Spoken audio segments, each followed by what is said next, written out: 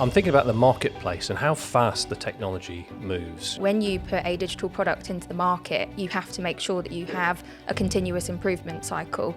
It's a living, breathing entity, and you have to treat it as such. For me, they are the best people to hire, and they are the leaders of the future. You know, they're the individuals that will go and figure things out, believe that anything is possible. My least favourite phrases in a business is, well, this is the way we've always done it.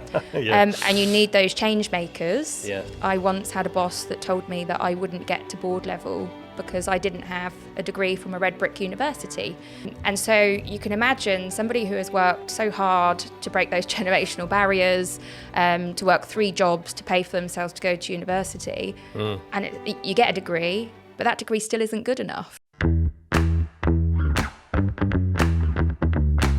Welcome to the Business Sense podcast. I'm Gary Crosby. This is the podcast where we make sense of the business journey by talking to owners about what they've learnt along the way. Let's jump into today's episode.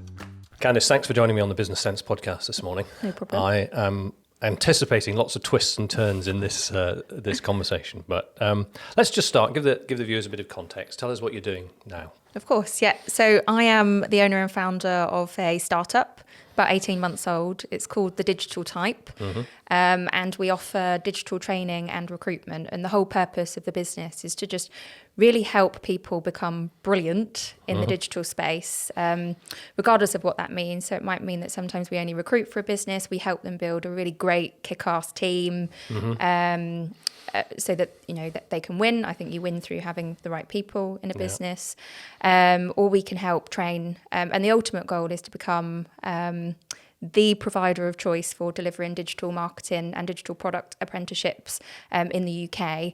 But we do have some way to go to get to that point. Yeah, I definitely want to talk to you about the apprenticeships when we get to that point. But I'm thinking about the marketplace and how fast the technology moves. You know, from a perspective of recruiting and training people, how do you keep pace with the technology? It's a really good question, and I think I look at training people in the same way that I look at building a product. So I think when you put a digital product into the market, you have to make sure that you have a continuous improvement cycle. It's a living, breathing entity, and you have to treat it as such. And I think that's the same with skills. I think, businesses hire people with a skill set, and if they don't have that continuous improvement plan in place, that skill set over time dwindles. And so our model just allows the support for businesses to enable us to help with that continuous improvement. Sometimes in a light touch way, sometimes just mentoring and coaching and just making sure that mindset's in the right place, but also to make sure the skills are sharp. And the mindset question is a good one, because when I speak to my clients and they talk about recruiting, often they say, I'm going to recruit on attitude. And I accept that there are skills I've got to have in my business, but if I get somebody with a really good attitude, how do you train that into a young apprentice?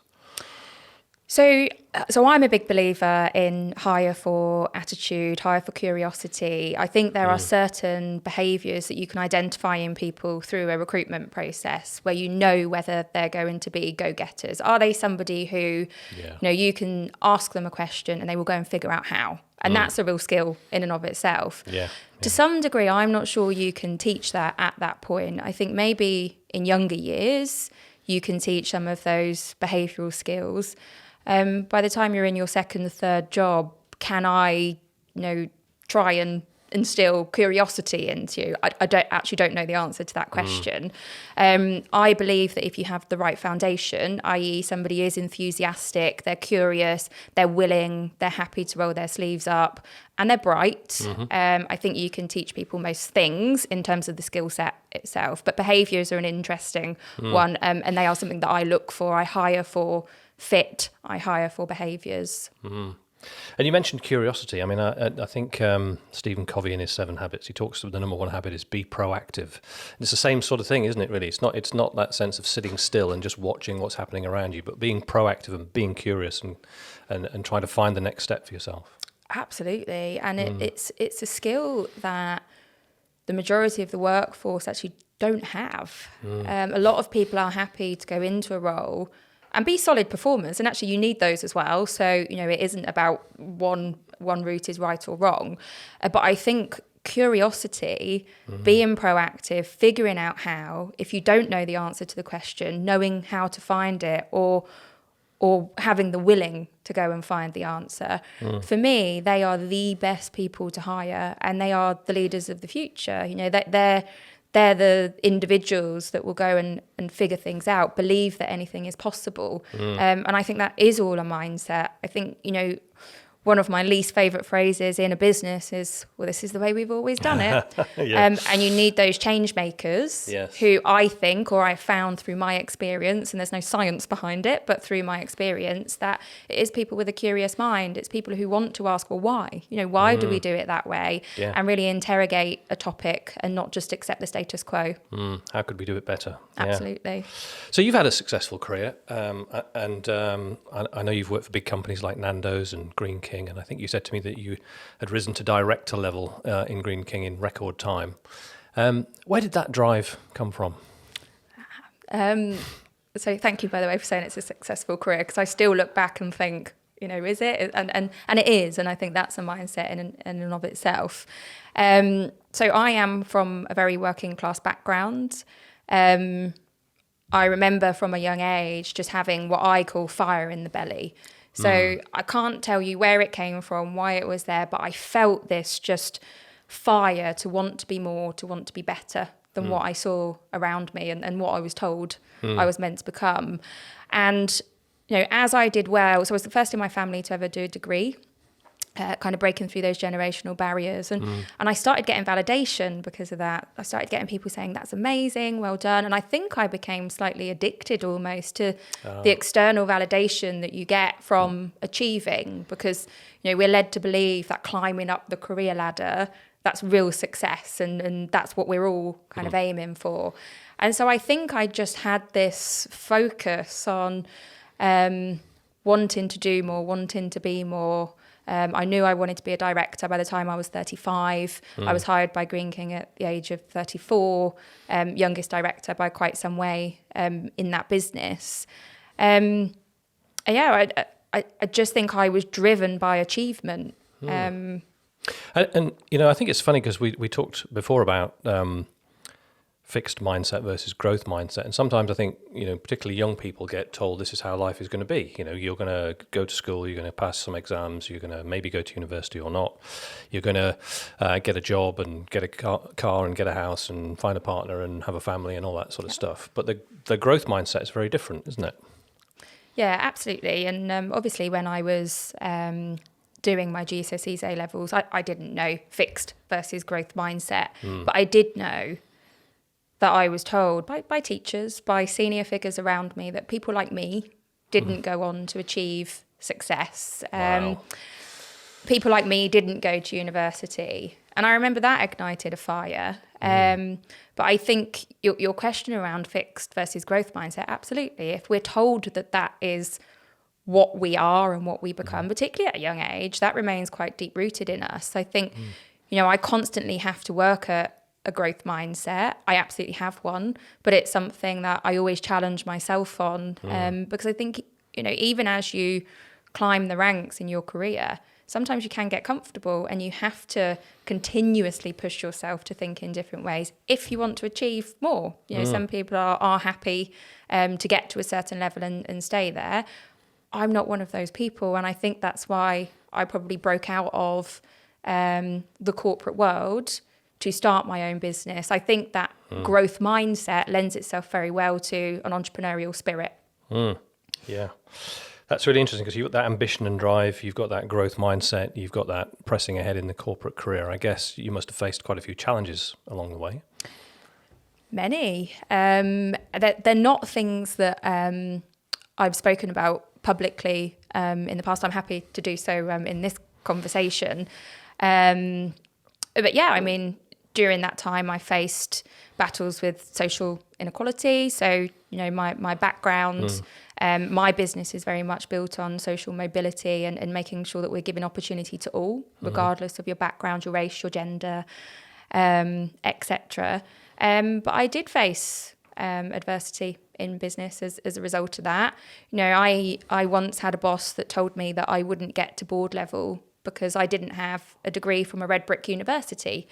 And so you can imagine somebody who has worked so hard to break those generational barriers, to work 3 jobs to pay for themselves to go to university, and you get a degree, but that degree still isn't good enough. You know, you're still on the back foot in terms of what's expected at senior levels in corporate businesses.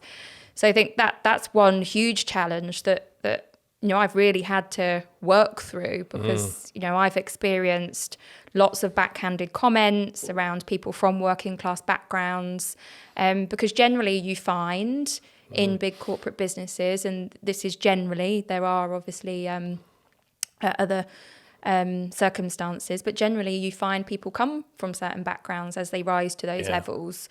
And so I guess I felt like an alien for a lot of my career, and I really had to do a lot of work to recognise that it's okay to be authentically you. It's okay to perhaps be slightly different in terms of your thinking, in terms of how you speak, what you wear, how you behave, as long as you step into that and as long as you're comfortable that you are authentically yourself. I remember all the fuss around Alex Scott. I don't know if you remember this a couple of years ago. She's the former footballer. Oh. And when she got the job on the BBC, everyone was commenting on how she was speaking, and the fact that she clipped the end of her words or whatever it was, completely irrelevant, I think. But it's interesting that people somehow resented that success that she'd had and piled in to give their commentary on how she was speaking. Yeah, I mean, I've certainly heard, I mean, I haven't experienced that personally, but I've certainly heard cases like that in the businesses I've worked in, where people have been told that they should potentially change their northern accents if they want to be successful in the business, which is quite frankly is ludicrous. And look, you know, there is no way I can sit here and say that businesses will accept everybody for who they are. We are certainly not in that space or in that world. No. But I have found that my real power is by just being authentically me, and I will find the right businesses for me, the right places for me. And actually more peace of mind as well, when you're not trying to be something that, you know, businesses or other people want you to be, but you are who you are. And, you know, there are times where I've been in a board meeting and I haven't understood what the person is saying. They are speaking, you know, they are saying words that I just don't know what they are. And I've had to write them down and Google them afterwards. And do you know what? That's perfectly fine, because I've got the curious mind and I'm learning. And I think if you reposition it from, oh my goodness, I don't know what I'm doing and someone's going to catch me out, to actually that was a chance to learn. And, you know, now I understand. And in the next conversation, I can be more present and be more vocal. So I think mindset, again, is really key, even when you face adversity in any aspect of your life, but in business in particular. Yeah, I agree. I wanted to pick up on a couple of things that you highlighted there, talking about your own career. One was social mobility. So let's just give me your definition of social mobility, and let's explore that for a minute or two. Of course. So this is a topic very close to my heart. You know, as I've already mentioned, growing up in a working class family, I think you don't necessarily recognise that when you're younger. You know, I was happy. No. You know, I kind of knew we were poor because there were lots of arguments about money. We had a lot of bailiffs at the door. You know, there were times where, you know, we were close to losing the house, and you know, it could be a scary time. So I knew about kind of money and poor versus rich at quite a young age, I suppose. But that didn't hold me back. And then I guess I've become more and more aware of class as I've gone through and climbed up the corporate ladder. You know, people making comments around poor people, even when they were customers of the business, people making comments around how people look, what they wear, etc., all related to class. And my curious mind led me to you know, doing some research in this space and really looking into what social mobility meant, what class meant. And I just hadn't recognised how big the gap is in terms of diversity in social class in businesses. So I think businesses have done a good job. I wouldn't say a great job, but I think businesses are doing a good job at looking at diversity in terms of things that they can see. So There are more women on boards. There are more people from ethnic backgrounds on boards. But actually where I think businesses are failing or need to do better is that diversity of thinking. So people from different classes, different backgrounds. But if we'll definitely come to that. But I'm interested in this idea of social mobility from the perspective of, if you're going to better yourself, let's use that sort of phraseology, or you're going to move through the social stratas as a result of the choices that you make in life. I guess there are some good things as a result of that, but there could be some, not so good things. I mean, I think it comes down to the individual. So, I have a lot of conversations with people where they say, but, you should be really proud to be working class, and, why are you trying to do better? And I think that you can be both. So I'm extraordinarily proud of where I come from, but that has taken time. I held a lot of shame and embarrassment around that as I was growing up. Right. So I think, for me, had I not had come from the background that I came from, I'm not sure that fire in my belly that I described would necessarily be there. Yeah. That striving to achieve, to be better, to prove someone or something wrong.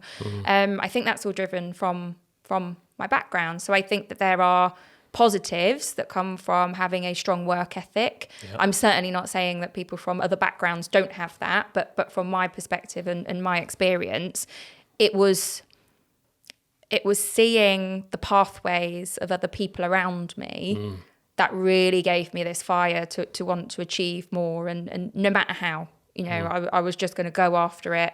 And if someone told me no, I was going to find somebody else who would tell me yes. So that was always my approach. I think the bad parts that come from trying to push through social mobility is opportunity. I think, I use the phrase being on the back foot a lot in everything that I talk about regarding social mobility. Yeah. And I think that's true whether you're at the start of your journey or whether you've broken down those generational barriers like I have. And I think the challenge is, I think sometimes it's financial. So, access to world-class education just isn't there for everyone. Mm-hmm. I am a big believer in education. I think, education is the change that individuals need in themselves and in the world. But we don't all have access to that. And if I think about my experience with my degree, I had to work 3 jobs and study for my degree, whereas actually a lot of my peers were out drinking every night, and their parents were funding their degree. So I think it's access to resources that is the main challenge for me, and I think that's the case regardless of where you are in that journey. I'm wondering whether or not social mobility and the idea that you're climbing the social ladder as well as the corporate ladder. I guess in a way it can dislocate families. You can become separate from your families, and I wonder if at any point during that process, it's possible to feel slightly out of place, that you feel like you've left the core part of what you are.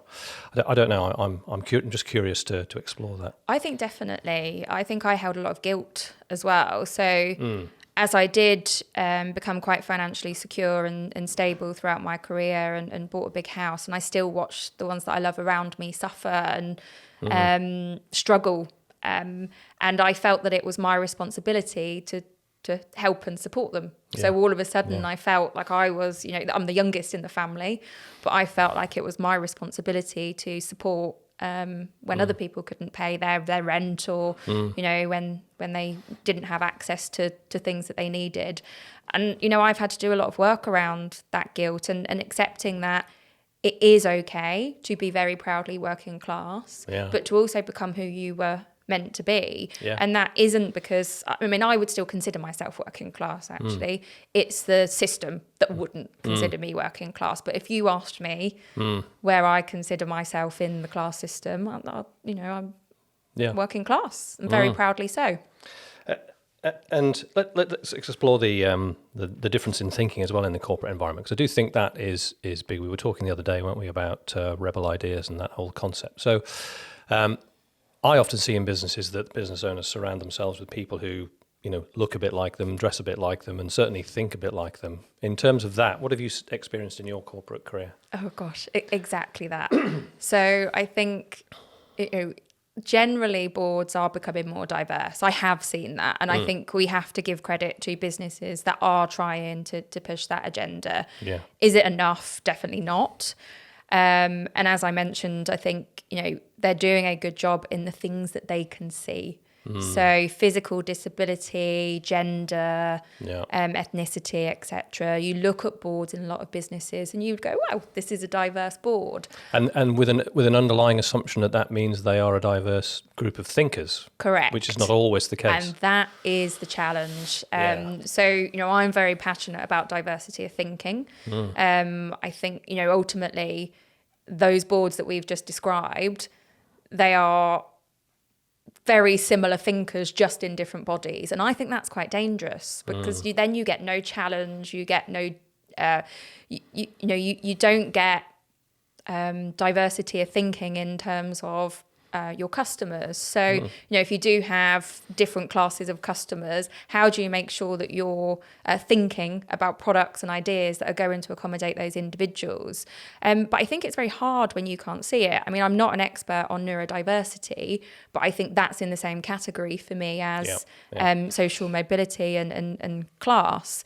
It's just, how do we break down those biases around, a CV, around somebody having to have a degree? I saw a job advert the other day, which was a real job advert, even though a lot of people told me on LinkedIn it wasn't. It was in the Guardian. But they were asking for an Oxbridge graduate for this role. And I've never seen a less inclusive job advert in my life. Yeah. And, it really riled me. But through my recruitment experience, I have great conversations with businesses saying, yes, we want diversity. We absolutely want to bring in people from different educational backgrounds. But can they just have a degree? Yes. And although access to degrees is probably greater than it has been in the past, I won't get into the debt conversation for young people because I will go off on a tangent. It's still not accessible for everyone. And it also still isn't the right route for everyone. So I think, diversity of thinking on boards, really progressive businesses, if businesses really want to succeed, if businesses want to ensure that competitors don't come in and kill their business models, they need to start thinking about that space, not just for diversity, but for their own business model. And it's like, surrounding yourself with people who see the world from a different frame of reference. Exactly that. So they... And I think the people who do that I know are certainly willing to be challenged, and that probably is the number one starting point. Yeah. I'm happy to sit around a table with a group of people who are going to, one of them is going to put their hand up and say, I think we should be looking at this from a different perspective. That may be generations away, I don't know. Yeah. I think it comes back to mindset. So spoken about growth mindset, spoken about fixed mindset, I think, one of the things we discussed the other day about paradox mindset. And I think the ability to put yourself in different perspectives and, whether that's a combination of growth mindset with, the ability to understand that it doesn't have to be, and or. It can be both. Yes. And I think that's a really important progression for businesses to understand. You don't need a board of people that all agree and say, yes, let's go down that route. You need fatal. Different perspectives. And actually there shouldn't be a right or wrong, a yes or no. There should be, what's the combination of perspectives? And, I hope that as a leader, I really have the ability to put myself in different shoes. But that's hard because we all come with a set of biases. Absolutely, we do, yes. So it is difficult, and I think you have to be mindful and willing to put yourself in those scenarios.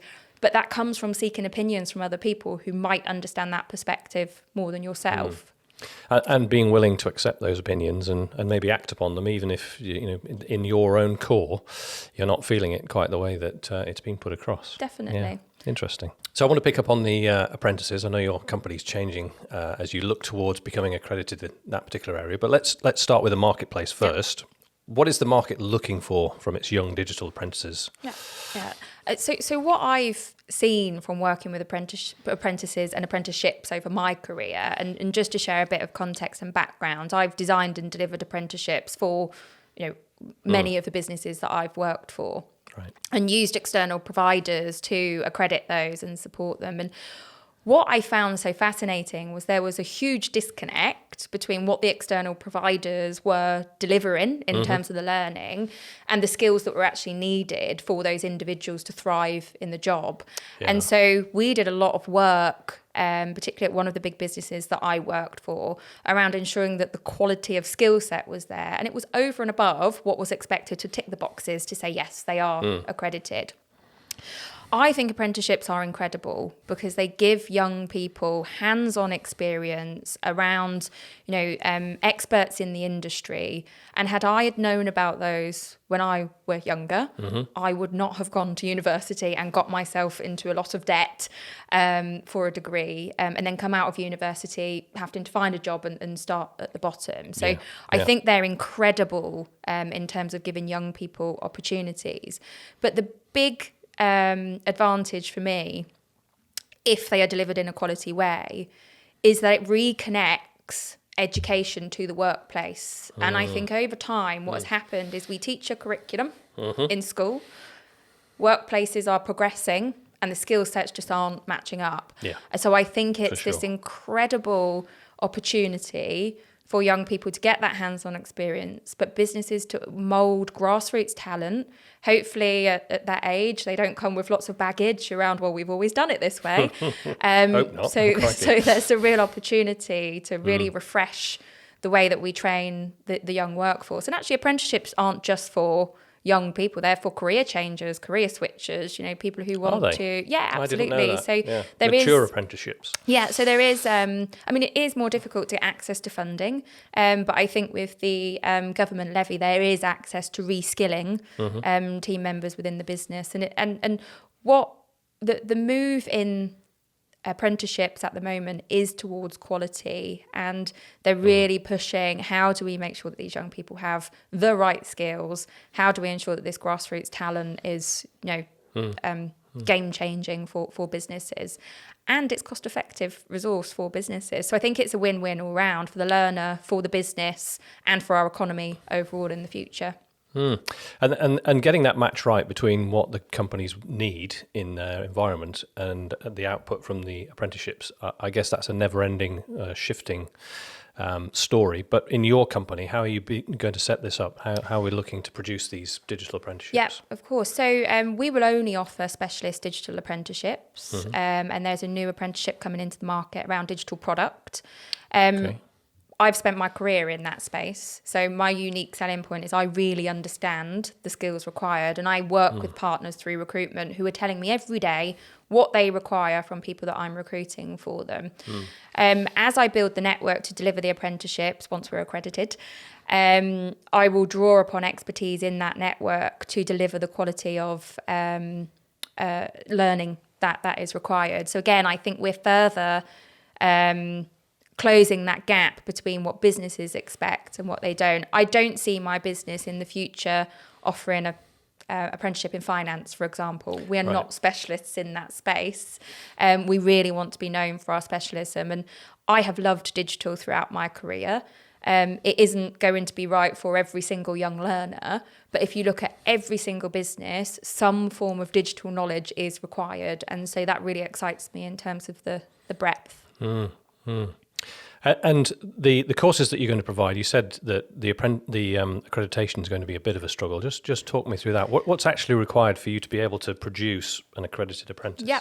Yeah. So, there is a lot of rigour around the process, which I think is absolutely right, because ultimately we are accrediting apprenticeships for young learners, and I think the government wants to ensure that the quality is there, and rightly so. So at the moment we are going through a process to be Ofqual recognised. So Ofqual recognised every single accreditation out there in terms of GCSEs, A levels, etc. It's a rigorous process. We have to prove that we can deliver the quality for the learners. We have to have the right policies in place to make sure that, if somebody fails first time, how do we make sure that they get through that process? And that will only allow us to be endpoint assessors, actually. So that won't allow us to deliver the actual apprenticeship. The second part to what we're doing, it used to be ROAPT, but it's just become APAR, and we have to go through that process to be recognised as a provider of apprenticeships. Of the training. Of the training itself. Okay. We're going for the Ofqual accreditation first because we want to learn as we go. We want to look at what other people are doing in the market and make sure that our quality is there, that we're absolutely in line with that. But once we are APAR recognised, we'll be able to deliver the apprenticeships also. That's the exciting part for us. I mean, that's where we really come into our own in terms of we don't want to just tick some boxes. We really want to design exciting quality learning in that space and really connect the network that we have with great young learners. And for me, if there was one word that would sum up what I want our apprenticeships to be known for in the future, it would be quality. And I'm wondering, based on what we talked about, the young people that are going to come into a course that's been designed by you, whether they're going to get fire in their belly and whether they're going to have a growth mindset, and how you're going to push that curiosity, to use the word that came up at the start, into the courses. Yeah, it's a really good question. It's something that I think about a lot in any training that we design. I'm a qualified coach myself, and I really, really believe in coaching. And so we do offer, it's light touch, but we do offer coaching even for people that we recruit for. We offer coaching throughout the process. If you think about when somebody starts in a new job, there's a lot of high stress there, maybe imposter syndrome, etc. Yeah. And so we do offer coaching as part of our service for that. Sorry, slight tangent, but I think we'll probably do something similar as we deliver our apprenticeships. How do we make sure that they have coaches around them, that they have the right mentors? I think it's difficult, as I've said at the start, to instill those specific qualities into people. I think when we're recruiting for these young people to come onto these programs, that's probably something that we'll look for. Do we think they've got it in them? How much do they want this? Because I think ultimately the quality of any learning experience is what the learner puts in. So yeah, I agree. And that's got me thinking about you and your business and what comes next, because you've got quite a few different strands, if you like, in your business, the consultancy and the apprenticeships and the digital stuff and everything else. What's going to happen to the digital type? Yeah, it's a good question. And I think, I'm 18 months into my startup. I quit my corporate job. I didn't know what I was going to do. I just knew I was going to work for myself. And so I spent some time, before I launched the business, kind of figuring out, well, what am I good at? What do I love? What really ignites my passion? And, hopefully you can see that it's the coaching and it's the training and it's, the apprenticeships. And that's the ultimate goal and vision. But, that takes time to achieve. And so, what we have is an ecosystem, and effectively the way that we work is, I will always love digital and digital transformation, and I don't want to move too far away from what I have done in my career to only train individuals to do that. I want to stay sharp in my own skill set. So broadly, we will always continue to offer digital transformation. If a business has a tricky digital challenge that they don't want to go and spend millions with a big agency with, but they just want somebody who really understands, can get stuck in and dig into that problem, ultimately that tends to lead to, we need people to help us fix this. And that's why the ecosystem is then, well, great, we can help you recruit for the right people that you need. And actually, if you want grassroots talent, we also have access to that, and we will in the future. But that's the reason for the ecosystem. And so I think the digital type will always exist in a guise. Now, whether I end up making the apprenticeship part of the business separate in the future, I don't know. But the digital type for me is more about an essence and a feeling.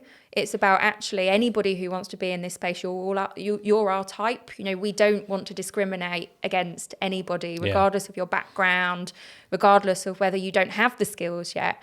Actually, if you want to be in this space and we can help you, you're our type and you're part of this club. So it's a real ethos that I built the business on. And just to finish off, I think this is going to be a difficult question, but I'm going to ask it anyway.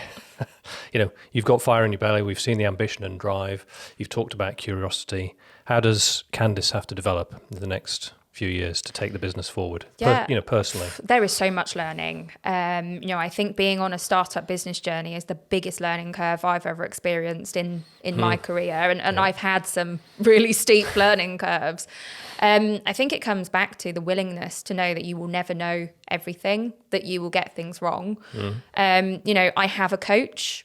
I work with a psychologist regularly because I do believe in body, mind and soul. How do you keep yourself energized? But the biggest thing for me is I've had to do a lot of work on not being too hard on myself, that I will get things wrong daily. Don't we all? Daily. And I think once you can accept that and you don't allow that to become, to overwhelm you, I think, it is, I think it's a willingness to learn. I think I will always have a coach. I will always develop my mindset. I think everybody should have a coach. In fact, I'm a big believer that if you truly want to be your best self, you have to have external support to do that, or otherwise you're only going to be as good as what you know and what you think and feel. I think that challenge is key.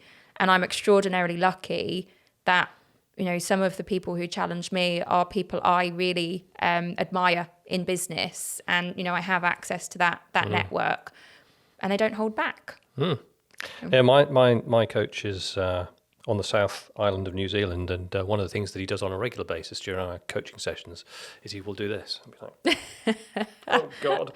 And when he does that, I know that I'm about to be challenged in a way that I wouldn't expect. Candice, that's been amazing. Thank you for sharing so many different aspects of the business. And it did twist and turn, didn't it, as we went through all the different subjects. It did. So thanks for spending some time with me on the Business Sense podcast today. No worries. Thank you. Thanks.